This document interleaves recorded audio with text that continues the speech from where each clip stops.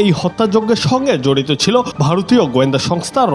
ঢাকায় আনা হয়েছিল প্রশিক্ষিত কিলার গ্রুপ ও হত্যার ষড়যন্ত্রের সঙ্গে ছিলেন মেজর জেনারেল অব তারেক সিদ্দিকী, আওয়ামী লীগ নেতা শেখ ফজলুল করিম সেলিম, জাহাঙ্গীর কবির নানক, মির্জা আজম, শেখ ফজলেনুর তাপস এবং সেনাবাহিনী ও পুলিশের কিছু কর্মকর্তা।